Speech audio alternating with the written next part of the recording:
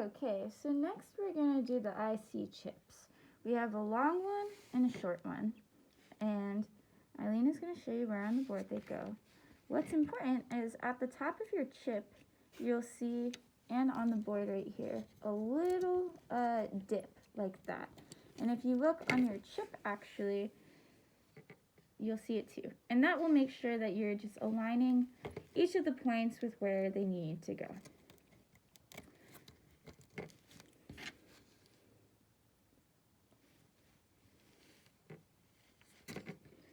So something that's really, really important to note about the chips. Don't get overwhelmed. You can do this. But the chips are incredibly easy to fry, which means you've got to be very delicate about the amount of heat that you put on a chip when you're soldering it in. And you'll notice right here, there's a ton of points. It's okay. Once again, don't get overwhelmed. But it is very important that you do not keep the soldering iron on each of the points for too long, because if the chip gets too hot, it will fry. Furthermore, as you may have noticed, once you've flipped your board around, it's really difficult to keep the chips in place. So we recommend just taking a little bit of tape and just putting it over your chip. You can take it off after, but this is just to hold it in place while you're soldering.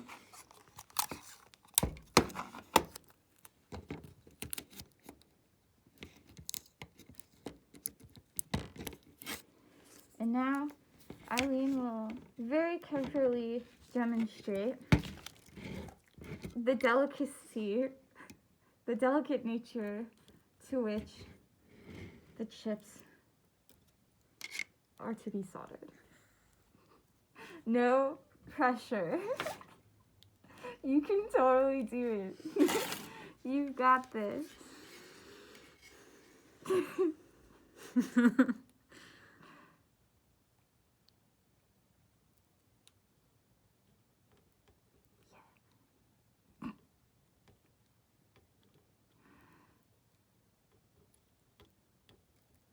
Another tip, if you're having a hard time getting it to go quickly, one of the cheats you can do is putting a glob of solder on the tip of your iron and then just quickly dropping it down onto the connection point as Eileen is showing us. So you can just put a little bit right there if you're worried about keeping the iron on for too long, and do it like that.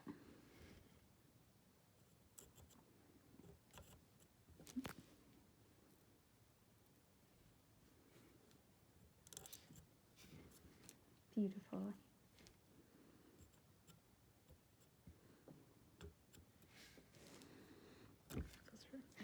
Might need some more on there, huh? Yeah, like we were saying before, you gotta make sure you have enough on there to make sure that you're getting the desired connection. Absolutely incredible. The skill, the technique.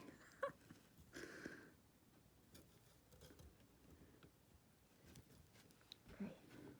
You're doing such an excellent job. You've gotten so far.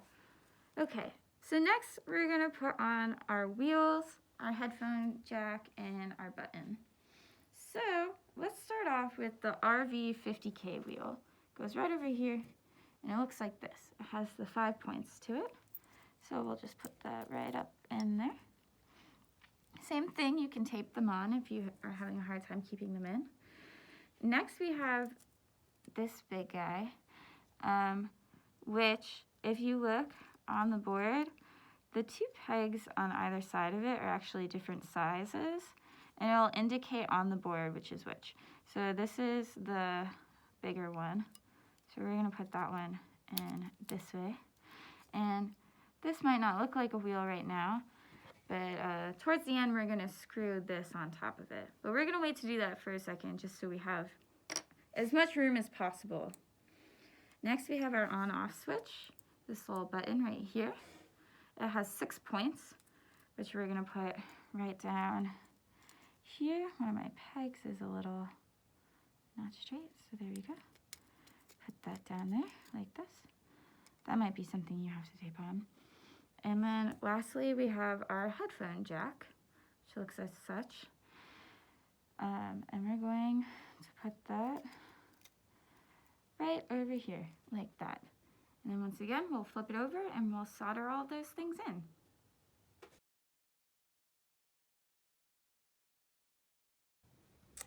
Okay, now we're going to do the plates connections for the batteries. This is the negative and this is the positive, and they can go on either side. It doesn't really matter. And so they're really annoying to get in. You basically, these little pieces that are kind of floating above are the thing that kind of wedges it on. And so you kind of just have to force it in. And sometimes you have to bend those to be able to get it to fit.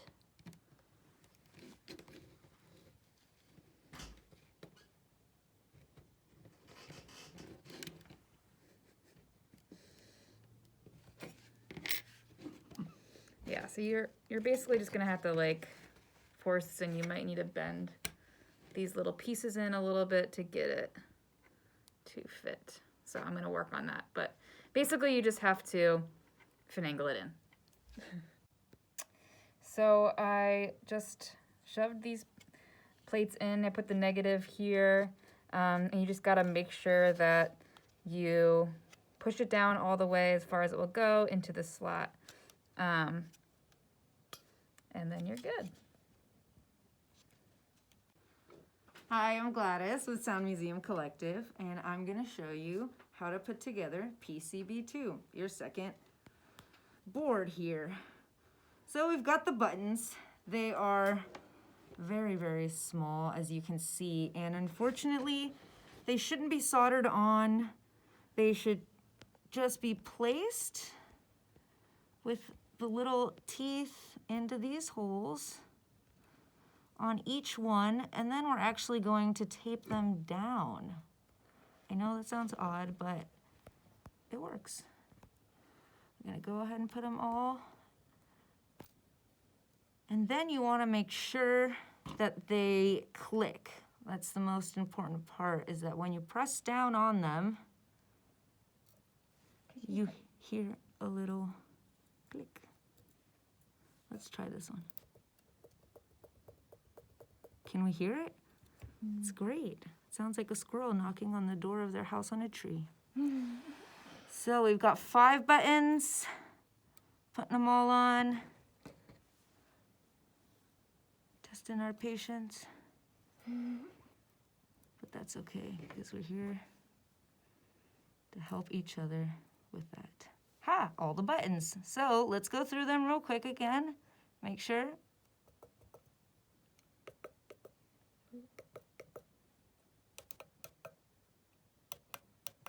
That's nice. Then we'll take the tape.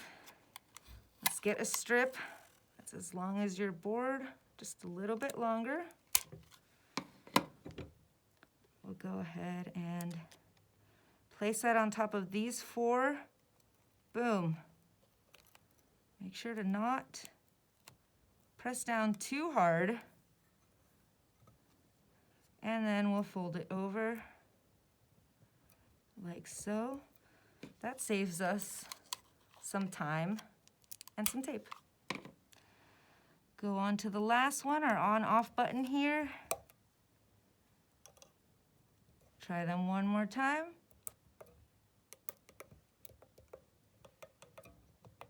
And then we move on to the chip. So upon further reflection, we should go ahead and take out the tape right at the edge of the board so we don't get any interference or any unnecessary interference. So we won't fold it over. Just go ahead and rip it as best you can here. Or use some scissors, yeah. Same with this side over here, and then we'll just leave them taped on the top like that. So here's your little chip. We want to align them onto the board with the correct numbers. You'll see there's 1936, so we have to flip it.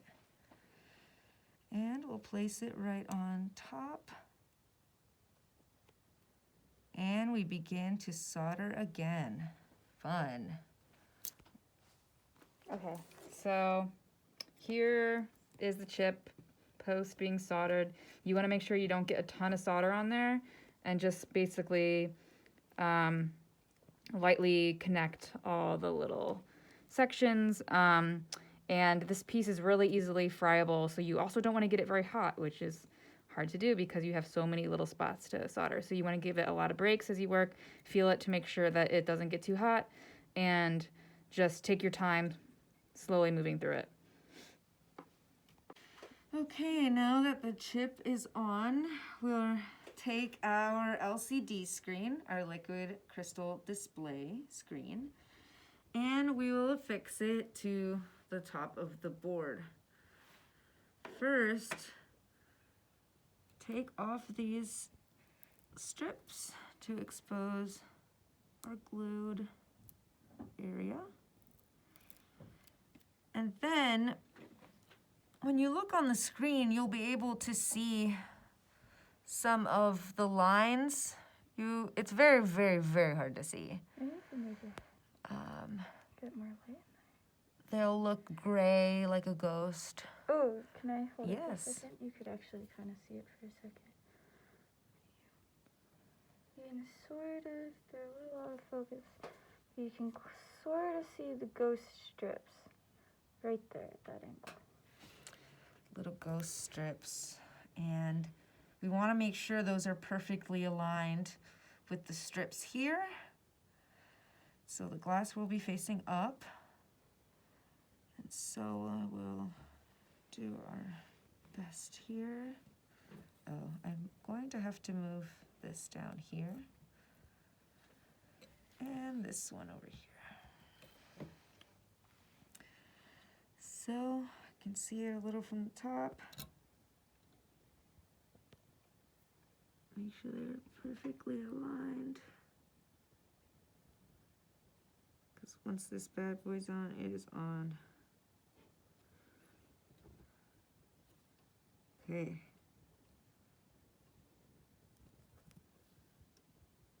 All right. Now, we're going to move on to the strips, which are these. They give you a lot of them because it may take a couple times. Don't be frustrated though. We're going to put these onto the glass first. I haven't taken the tape out yet, but we want to put it onto the glass, align it as best as possible, and then we'll fold down. First, let's get our little golden hammer tool ready. That's what it is. I didn't know what it was at first. I'll take this longer gold piece, screw it in, and we'll take this plastic piece and set it right on top. I believe this may be so the metal and the magnetization, but I don't know. It's there, so we'll put it in there. Okay. Once that piece is on, we'll revisit it after we put the strip on.